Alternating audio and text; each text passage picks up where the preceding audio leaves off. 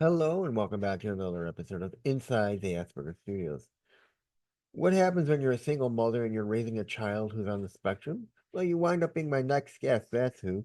So sit back, relax, and grab your favorite beverage, and I'll see you on the other side. See you there.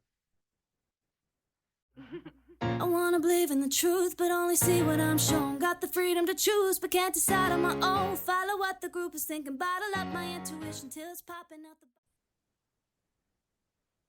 Hello and welcome back to another episode of Inside the Asperger Studios. Today I'm joined with Amy Pease. Welcome to the show, Amy. Thank you. So why don't you tell me a little bit about yourself?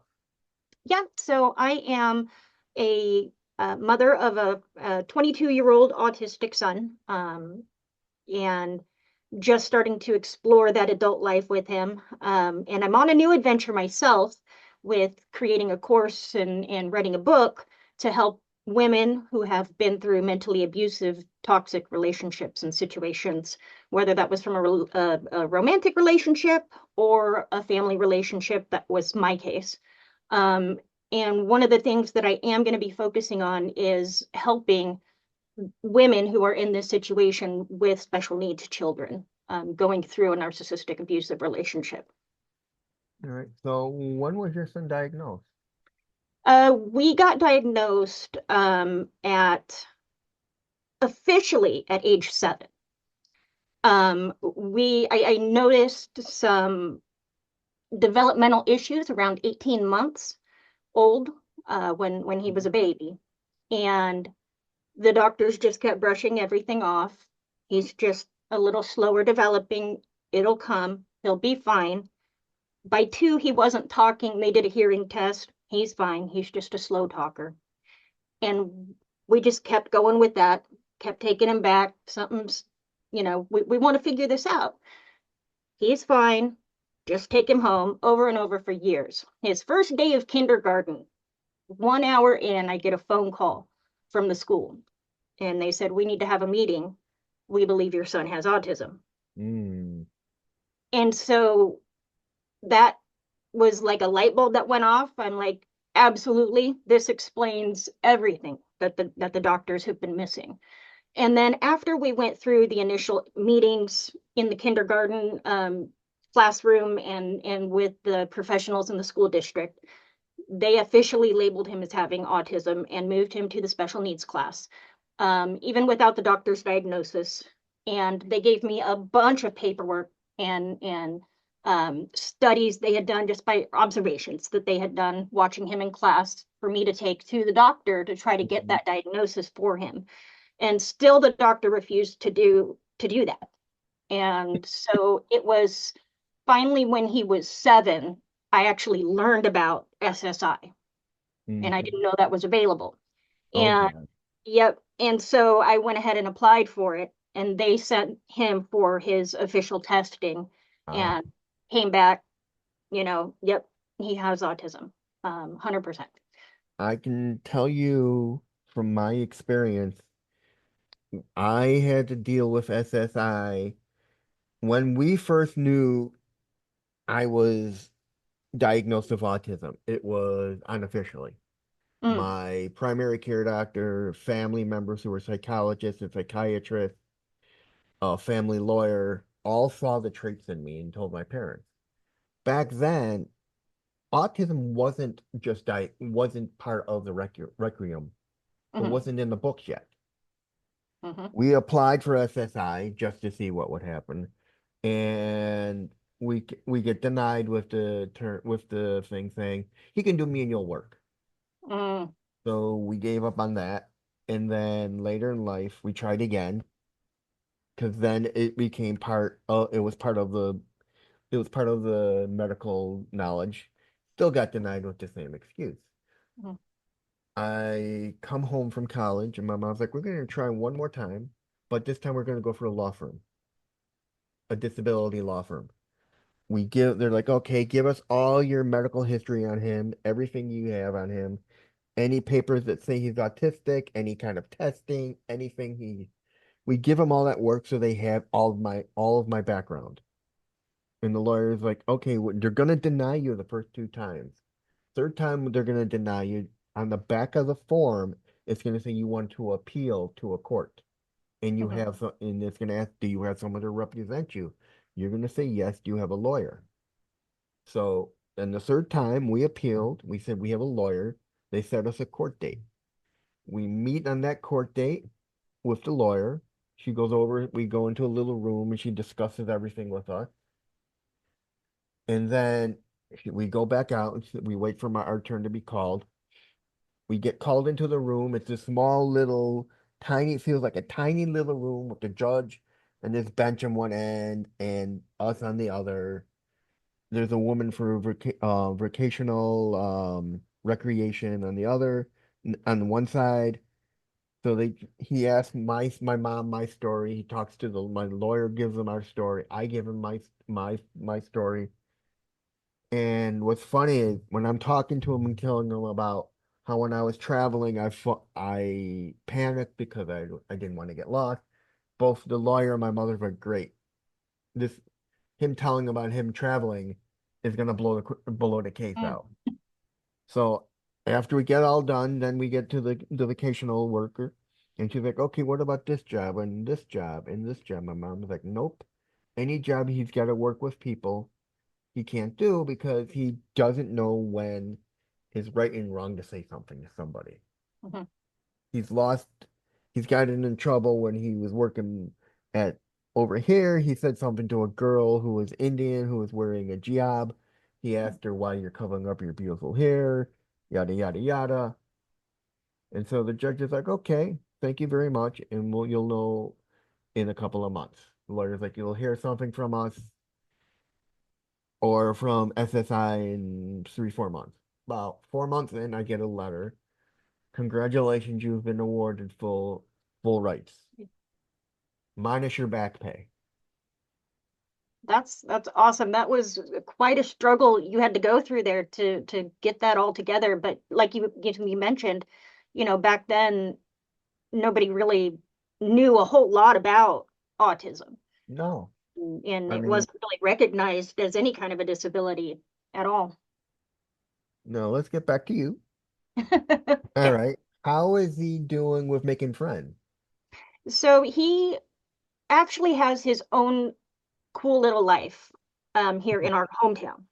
Okay, He has his own electric bike and cool. he travels to and fro. He has a gym membership. He works out with a couple of people at the gym. Um, and he is very well known in a lot of the establishments around town. But as far as any close friends, nobody like that, really. He runs into a lot of people he knows and says hello, and they're very friendly back with him. But as far as inviting people over to come hang out, he's never done anything like that before. So he's not comfortable with like inviting a school friend over to like hang out and watch TV or something. Right. Yeah. Has he tried to make friends in high school? Not really, no. So No. he's very much an introvert. Yes, very much an introvert until he's comfortable with you. And then he's Ah. a really funny guy. That seems to be the case with a lot of kids who Yeah. are on the spectrum.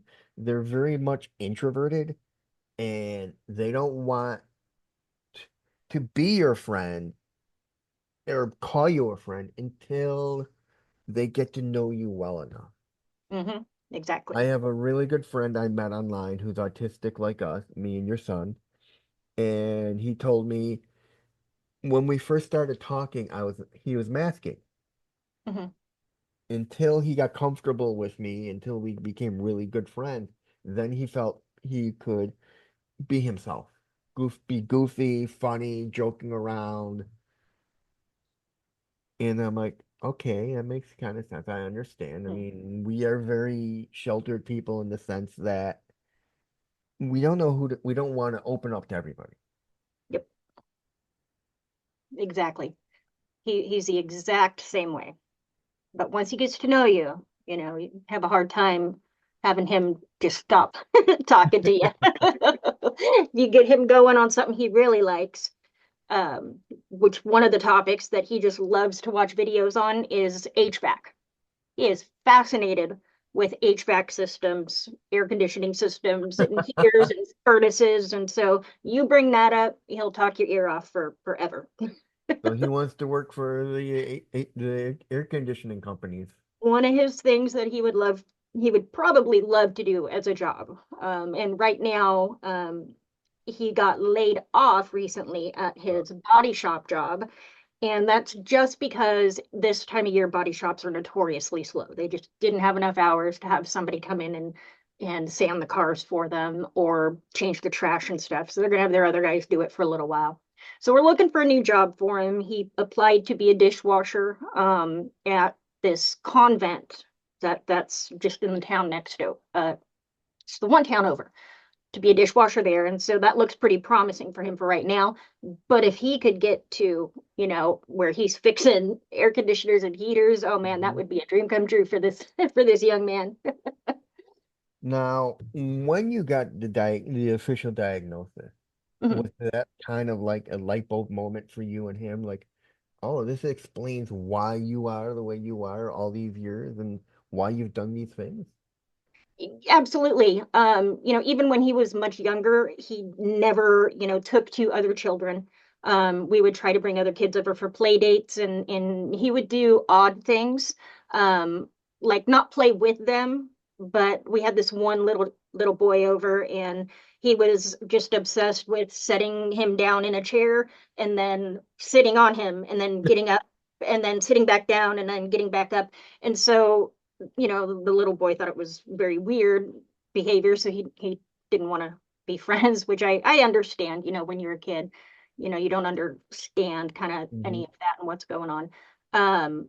And yeah, so it was just an odd time. It was nice to understand, to have an explanation, I suppose. And all the odd behaviors, absolutely. The delays, for sure, that explained all of the delays that we were having. Up 7 years old, still unable to potty train him at that point. And so it helped us to be able to get the information that we needed so that we could help him the best and help set Hmm. him up for success. And I thank God for that school, who took action and really helped me get all the information that I needed so that I could, get him his diagnosis. Now, does he have any sensory issues? He does. So he constantly has to wear earbuds. Mm. Um, he has to constantly be listening to his music. Um, Even if it's only one earbud in, if he knows he has to pay attention, he'll have one earbud in, but he'll be listening to his rock and roll music. He loves it. Um, and he also has a kind of like an OCD style of over cleaning. He's very, very much an over cleaner, so you got to tell him to calm down with the bleach sometimes. um, yeah. I can tell you, my mother would probably wish I had that because, I mean, growing up and even today, she'll say, I know where you've been, you leave a mess behind. And the funny thing is, he used to be very, very messy. It wasn't until he was a teenager that he kind of changed. When he was younger, he would absolutely destroy walls and furniture and Mm. rip up moldings from the floors. And then one time, we found that he had a bucket in his closet where he was going to the bathroom. Oh, God. Yeah, and so, now that we knew that that was a thing, okay, we got to watch for that and all this other destructive stuff that he was always doing. But it wasn't until he was about a teenager that for some reason something changed in him, and I don't know if it's something that was from school, or some of the programs, or some of the therapies that he was in, but just kind of like one day he decided, I am super clean man, and everything is just spotless in his area, set up kind of like a hotel. His Yeah. room is now. So How is he with like making friends? And I know we talked about this. mhm. Has he tried to make friends at school? So like he has a few. So he won't call them up and ask to hang out. But when he does get together, like if I know that the group is getting together, there's a group that meets here in town from his transition program that he graduated from. They still Mhm. allow him to come in. And so he'll greet all of the kiddos in there, and ask them how they're doing. And then he'll ask them for their birthdays because dates are something that he can absolutely remember. You tell him your birthday one time, and 10 years later, he will remember your birthday. And so he does stuff like that. But as far as just going out there and saying, hey, let's go do something together, let's go see a movie together, he just doesn't do that. Right. Now, you said he's got OCD. How is he like with things like showering, washing his hands? Is he obsessive with that as well? He can be. So sometimes it's pretty bad where he's washing his hands way too much to where they're getting raw. He showers a couple times a day. And sometimes it gets a little out of hand and you got to kind of calm him down. But I understand in those times he's stressed about a certain situation is when you start to see that kind of stuff coming out. So when he got laid off from his job, we start to see the OCD kind of come out a little bit. And I think it's more of an anxiety response for him Mhm. than it is, the need to be clean, I suppose. Now, how does he handle like going out in public and dealing with being in a big crowd with the stimulation just from all angles? When he was younger, he absolutely hated it. Even going to the grocery store was a nightmare. And he would often take off running in the grocery Oh store God. just because he would get frightened. And so a grocery trip was literally me chasing after, a little autistic kid in the grocery store, everybody looking at me, why can't you control your child? And you do the best you can in those kind of situations, but when he is legitimately afraid, and you need to get milk at the same time, I mean, you really had to think, how bad do I need that milk, right? Or can I wait until I have somebody available to watch him for me just so I can go get something? And so I definitely had to plan around that kind of stuff. Now, however, he loves to go to town and mingle with different businesses. The bank knows him very well. He's got a couple of restaurants he goes to. He gets coffee at Starbucks all on his own. They know his order. Um, and he goes to the grocery store on his own, buys things for his little house that he has here on our property. And so he does very well as far as that is now, but in the past it wasn't always like that. And we would take him to some big events, kind of like try to take him to, some monster truck shows that would be happening in the area. And the crowds were really intimidating to him, but he could get through it if he had some headphones on. So that always seemed to be like his security blanket, was having the headphones or the earbuds. And that's kind of stayed with him, all the way through now. Now, what is it like raising a kid who's on the spectrum? Raising him. Hmm. So I actually love it. I love how he looks at life in a very different way than I do. And he opens my eyes to a lot of stuff, but it's not always easy, especially doing it as a single parent. Hmm. In the beginning, it was me and him and my brother living together, until my brother and I's relationship went sour. He was the toxic abuser in my life, that I talk about. And so when I left with Austin, it was very difficult at first because I didn't have anybody. I moved to a new town. I had no family. I had no friends, and I didn't even have a job at the time. So I had to figure out, how am I going to get a job now? How am I going to get anybody to watch him with these challenges that he has? So it was something that I had to face, but I started looking to community resources. I checked out some churches. They had people that were more than willing to, accept him and help, and different operations or programs within the town and the county. I got that all established and was able to get some help to help watch him, just so I could at least go look for a job at that point. I got one pretty quick, which was nice. It was like a blessing, you're looking at all these bills and you've got this mouth to feed and you got nothing to your name. And so it was tough doing it all alone. And I'm actually pretty happy that he was my first child, um, because it makes my other kids a breeze to handle it after going through what him and I went through, in the early days, and learning all about him now, how patient that I am with my two children that I have now that don't have autism. And they're awesome to him. They absolutely love him and he loves them, and they've got a great relationship together.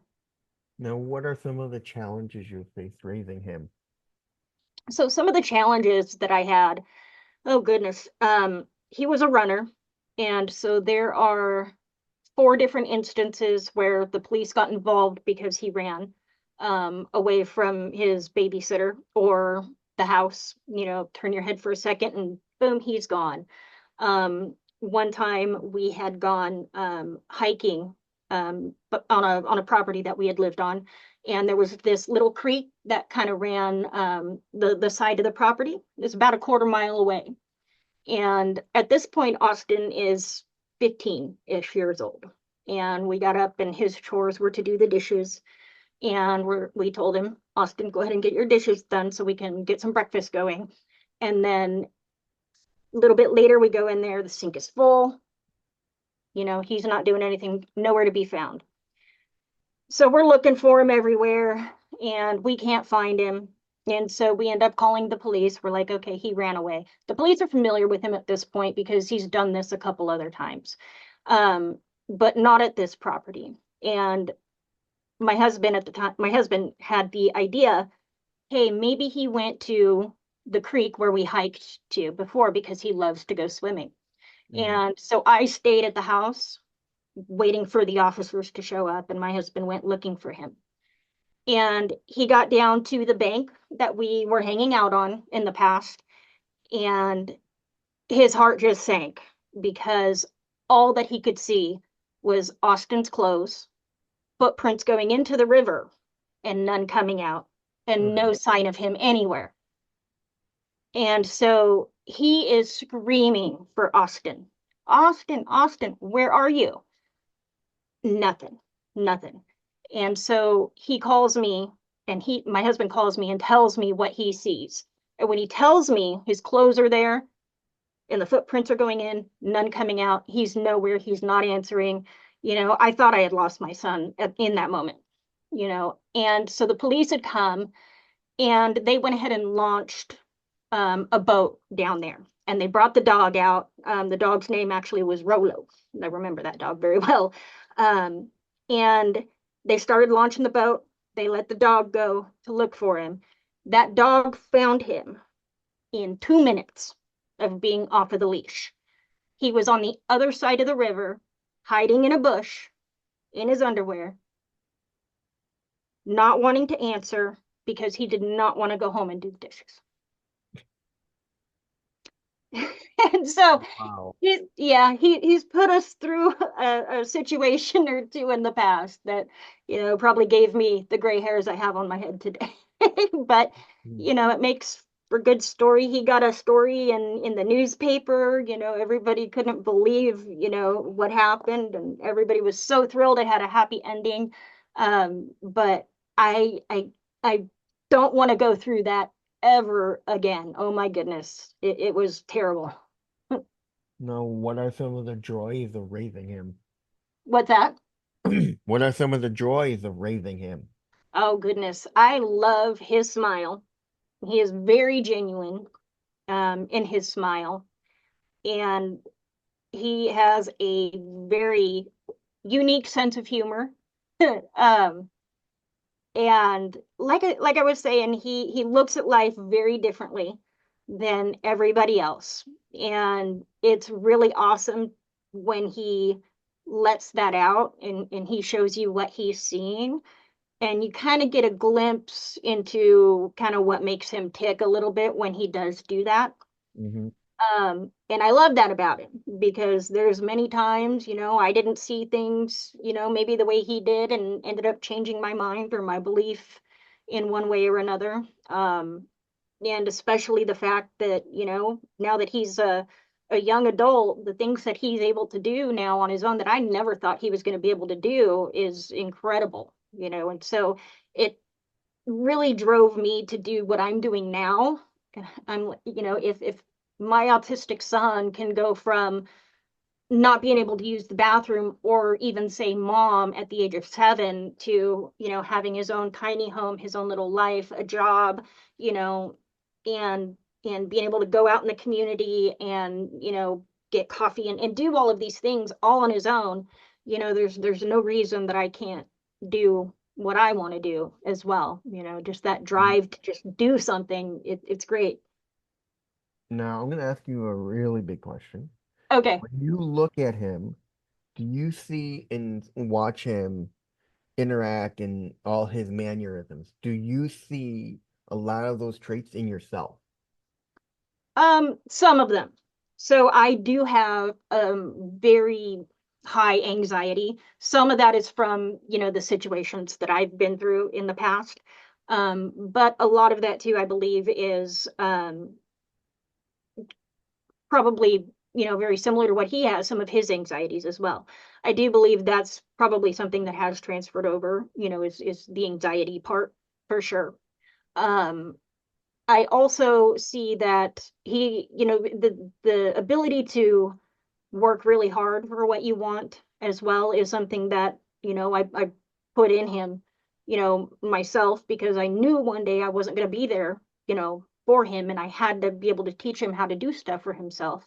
And so that's something that we've shared, since he's become an adult and all of that fun stuff. And I also think the introvertedness as well. Mhm.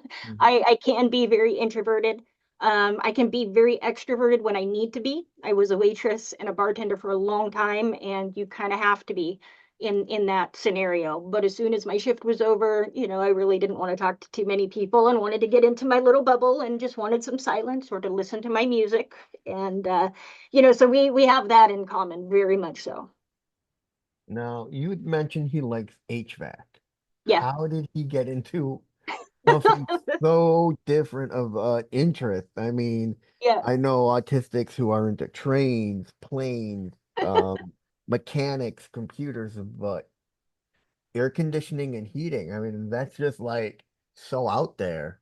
It is. So that house that he had run away from that I just told you about, um, it had an old style oil burning furnace in it, Hmm. where they had to come and fill up the tankard of oil and you burn the oil throughout the winter. And that also had an air conditioner hooked up to it too. Mm. And all the time that thing was freezing over, with the air conditioner would just freeze over and we'd have to call the repairman to come and fix it, the condensers and whatnot. And for some reason, Austin loved watching them repair it. And he was meticulously watching everything they did. And he thought it was funny watching them hose that condenser off when it was frozen over. And then, in the wintertime with the furnace, he loved watching them fill up the tank with oil. He loved, when they had to come repair it when, the motor was out or the fan was out. He just loved watching these guys come and work. And in every house we've had since, we've had any kind of repair guy come over, he is watching them. And I let them know ahead of time. I'm like, hey, this is my son. He's autistic, but he's just very interested in what you're doing. If you don't mind, just let him watch. If he gets in the way or he's bothering you, please let me know and I'll. And every single person was, no, no, he's fine. He's cool. And he'd ask, questions here and there, very basic questions of them because he's curious. And he would get the little bit of information that he needed. And then at night, he would be up all night watching videos on YouTube of what he just saw the guys doing in the house for the repairs. He reminds me of what my parents used to tell me when I was growing up, which was I used to take apart my father's tools to see how they work. Oh. And now I kind of look back at why I used to, um, whenever we get somebody over, the cable guys, the furnace guys, I sit there and watch them work. Uh-huh. And I'm fascinated by it all. I mean, what they're doing, where they're going, what the tools they use, and I'm always fascinated. And I'm never in the way. I make sure I'm at least about a foot away or more from them, so I'm not Yeah. hovering over them. But I like watching them work Yeah. because this way my mother can go off and do all her stuff, and Hmm. I can sit there and watch them work. I mean, we lost my father in 2017, so Oh. I watch them when they come in, and then I'm the one who usually now is in charge of anything computer related or electronic related, making sure my mom doesn't get stuck in a scam or anything like that. Oh, yeah. That's important. She's lucky to have you for that because oh my goodness, that is prevalent right now. Oh, Now, does Austin have any activities he does outside of school, like fun things? he loves to swim. He's got a membership to the swimming pool, and he is ready to jump into any creek that you'll let him jump into. He loves to ride his bicycle to town. That's something that he does a couple times a day, even if it's just to ride through town and back home. And he also recently we bought him a gym membership. Now he goes to the gym a couple times a day. He's found some comfort in just getting on that treadmill and running. That was another thing that kind of one of his other little ticks, I guess, that he has is that he will run circles around the property and hoot and mumble and grunt and all of that. And so he's got that treadmill to go on now, and so he's kind of calmed down on doing that in the property. So he's got that outlet, and those are his fun things that he likes to do. Just be active and live his best life as he can in the moment. I mean, well, that's a good thing he likes the treadmill. I mean, because that could take place of all his running. So Hmm. now, instead of running away or anything, it's more like I can use this to stimulate that from run. Maybe Yep, that's what running away is for him is a stim, some yep, kind of active stim. absolutely, absolutely. Yeah, that was his last time that he ever ran away, and we had to register him with the police and all that fun stuff. And I think it had a big impact on him seeing kind of this major consequence happen of him running. And, so thankfully he hasn't done that. And I do trust him to return now. He's much older. And so it's fun to see him have that kind of freedom and not have, the anxiety and fear in me that he's not going to come back and something terrible is going to happen. And so that's been very comforting, at least on my end. And it's awesome to see him have his little life. Now, has he thought about college? Not too much. Right now, his biggest goal is to just start working and make lots of money. You'll hear him say that. I gotta work and make lots of money. I'm like, I know you do, baby, but we're trying to figure stuff out for you with you. We've been working with DD Services here in Oregon, along with a couple of private companies. I can't remember the name of those right now that contract with the government that help provide job placement and training and whatnot. Mhm. So we haven't really discussed college yet, though, because we didn't really think that was an option for him. Um, just so you know, I mean, it should be an option. Never let the Department of Rehab put a damper Mhm. on anything that he can do. I've gone down that path where my mother and I are sitting down with a caseworker and she goes, all you can achieve is a 2-year school. Mm. And I went quiet and I just turned over and looked at my mom and looked back and I said, thank you. Mhm. And we left. As we leave, my mom's like, what's wrong? I'm like, I've never been insulted in my life. Mm. And I've been told by many people that that seems to be a common thing that happens is these caseworkers don't know what we're capable of. Exactly.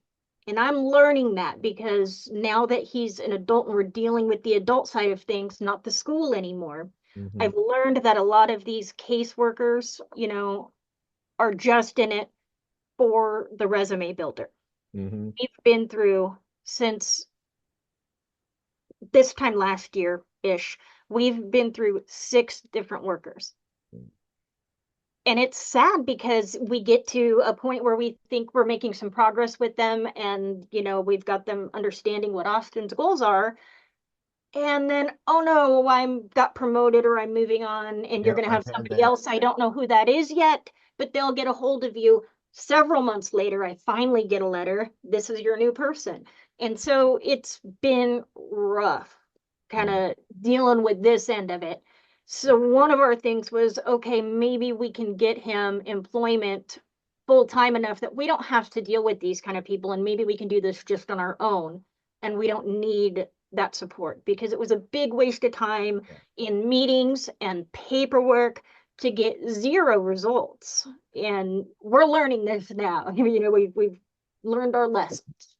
Yeah, I mean, like I said, I've been through it, and it seems to be a common thing. More and more people, it's the same thing. These people need to be trained Hmm. that we may have disabilities, but we're still human. We're still Hmm. capable of doing everything you do. We just think differently. Incredible things. Absolutely. Absolutely. Now, does he have ADHD as well? No, he's not diagnosed with it. They didn't see that in him at the time, and in recent doctors, no, they don't give him that diagnosis. How has Be careful when you apply to jobs Hmm. because the minute you check that little box, do you have a disability? They could turn it down. I've gone through that. Hmm. I've not thinkingly circled the word autism. Mm. That could be it. But tell him find a job that makes him happy because that's the key to everything is you want a job that will work with you, Yep. that understands you, and that won't work against you. Absolutely. They're out there. They just got to find Yes, them. Just got to find them. I know there are companies out there like Microsoft and a couple others. More and more companies are starting the projects and stuff for those who are autistic, Hmm. hiring those who are straight autistic and giving them mentors and everything to help them do their jobs and all that. That's awesome. So That's awesome. besides working with air conditioning, is there any other job you'd like to do? He loves to work in the yard and landscape, and he loves to mow lawns. He loves to move rocks and do projects outside and have a garden and plant flowers. In his free time in the summer, he's doing a lot of that on our property. And so if he could have a job where he's doing, yard maintenance, he would be happy. He loves being outdoors. Problem is here in Oregon, and it rains 6 months out of the year too. So I mean, it's very seasonal work around here. Yeah. I mean, he could work for somebody like Home Depot in their yard Mhm. department, or he Yeah. would be perfect for them because he's partially outside, partially inside. He'd Hmm. probably know the entire garden department inside out. He can give Probably. people suggestions on how to set up their yards and Yeah. what to do. He'd be perfect for like Home Depot, Menards, Lowe's, in the Yep. garden department. That would be right up his alley. Absolutely. Absolutely. And give them a call, see what they got going on because yeah, loves him some plants. He loves him some yard work. Now, have you began to see through his eyes what the world is like? You get a glimpse of it for sure. Um, it's definitely different. You never get a full view of it, but he lets you in a little bit. He gives you a little bit of information of kind of how he's seeing things, and it's really cool when he does do that, and he starts to show you, hey, mommy, look at this thing. Like There was, one of the stories is of a quarter. I would hand him a quarter, but he would say, "No, that's not a quarter. That's the eagle coin because there's a big eagle on the back." So being able to see that like that, in a very different way, never really thought about calling it that, but he's absolutely right. It's the coin with the eagle on the back. So it's interesting to see the stuff that he picks up that nobody else does. Now, and finally, how can people find out more about you and your son and everything you do? Yeah, so I am on Facebook. I've got my profile, which is Amy Pease. Also my page, which is Passion from Pain. I also have a TikTok, Passion from Pain, and this is where I post all of my content about healing yourself after the narcissistic relationships. And then I am just starting a YouTube channel as well. That is Passion from Pain. And so I'm just starting that journey, and I will definitely be talking a lot about raising my son and how we, also escaped that relationship that we were in. And that's it, ladies and gentlemen. I'm Reed Miles. That's Amy Pease, and I'll see you in the next one. Thank you, Amy. Thank you.